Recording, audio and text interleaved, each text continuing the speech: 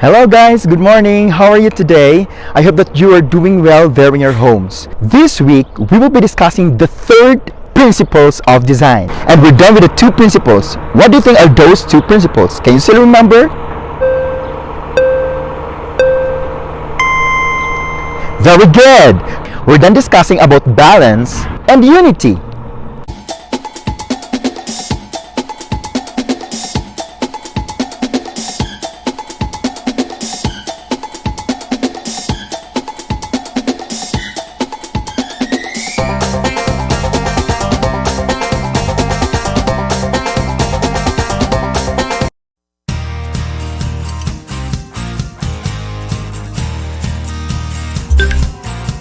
Before we will proceed to our discussion today, let's have first our objectives for this week.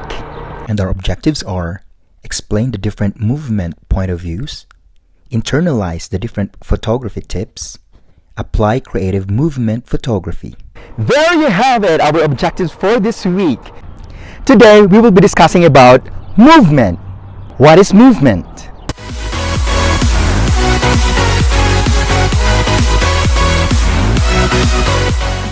And the third principle of design is what we call movement. There are several definitions about movement. Are you ready to explore movement? Let's start. More years ago, movement is a tendency or style in art with a specific common philosophy or goal, followed by a group of artists during a specific period of time, usually a few months, years, or decades, or at least with the heyday of the movement defined within a number of years. Let's try to find out the details of this artwork from the art history timeline. This art history timeline began during ancient art, followed by Renaissance, Baroque, Impressionism, Post-Impressionism, Expressionism, Cubism, Dada, pop art or popular art, and op art or optical art. The painting artwork a while ago is entitled Starry Night by Vincent van Gogh in 1889. This artwork is during the Post-Impressionism movement. This second example is called visual movement in art. It is the effect produced through the use of a compositional principle whereby each area or element of a work causes the viewer's eyes to be directed to another area of the same work. Lastly, movement is the path the viewer's eye takes through the work of art, often to focal areas. Such movement can be directed along lines, edges, shape, color within the work of art. Pattern is the repeating of an object or symbol all over the work of art.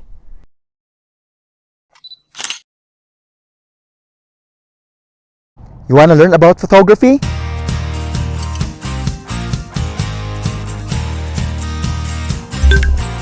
These are some tips on how to get a good photography.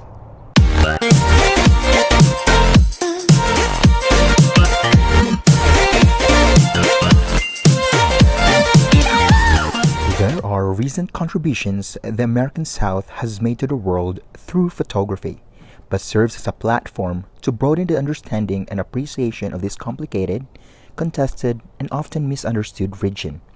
It could be said that photography has been the American South's greatest contribution to the 20th century art.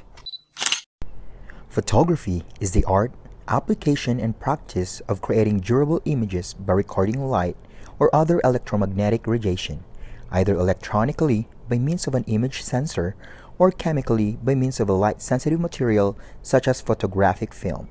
Before we will use our skills in photography, let's consider first these tips for us to improve these skills. And these are our 5 mobile photography simple tips. Are you ready to learn more about photography? Focus and learn! Tip number 1. Remember your thirds. Before we capture some good images, let's try to change first our camera setting in our phone. Go to Settings, go to Camera, and let's turn on the grid, because this is very helpful for us to have a very good image. In photography, the rule of thirds is a type of composition in which an image is divided evenly into thirds, both horizontally and vertically. and the subject of the image is placed at the intersection of those dividing lines or along one of the lines itself. Moreover, rule of thirds gives subjects room to move into or see into. Before we forget, we need also to consider the spaces around the subject that we want to capture. Okay? Like this. See how beautiful it is? A simple plant, but because of the rule of thirds, it helps us to capture it very nicely. So what are you waiting for? Change your camera setting now in your phones and try it. Tip number 2. Fill your frame. The frame refers to the edges of your photograph or the edges of the viewfinder of your camera when you are shooting.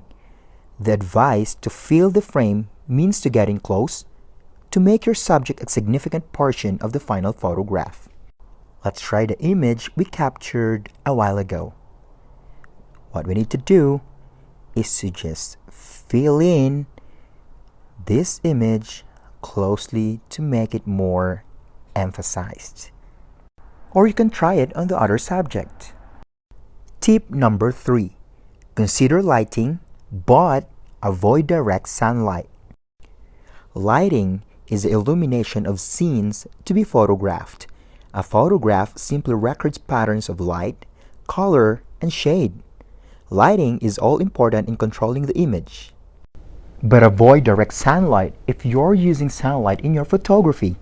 That is to say that if you can avoid taking pictures during times when the sun is at its brightest, then maybe you should. For example, if you can move your subject into the shade, then you could easily avoid the high contrast, the highlights that are all wrong, the strong shadows, the oversaturated colors, or the lens flaring. These are usually the problems that crop up when you take pictures under the direct sunlight or rays of the sun. Tip number 4. Check your background. In photography, the background is a part of the overall scene. It's behind the main subject of the photograph. Proper design and use is crucial to photographic success. Recent trends minimize backgrounds, where possible, to focus on the main subject. The following are the examples of movement photography. Try to observe each image. These are the repetition of images throughout a pile in a photograph. And this is a wow tip in our photography class. Thank you Family Dollar for that wow images provided. Tip number 5. Be creative. Breaking the rules sometimes in photography is good because photography is a creative outlet of anyone else. Just bring the best in you because you are the only one that can make a difference. Oh, hello guys! I hope that I helped you on how to get a good photography. We're done with our discussion today. So now, it's time for your activities!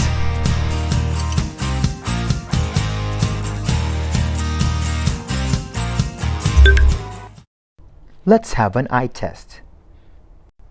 Just answer me yes or no if you think the image portrays movement. Is that okay? Let's start. This is the image number 1. Yes or no? This is our image number 2. How about this image number 3? Try to look at this image number 4. And our image number 5. Let's go back to our objectives for your this week's activity. Apply creative movement photography. Since smartphones are everywhere, we will use your smartphones in this activity. Your activity is to capture at least 3 interesting images from your environment. Do not forget to apply the 5 mobile photography skills or tips that we've learned here. Have fun while learning.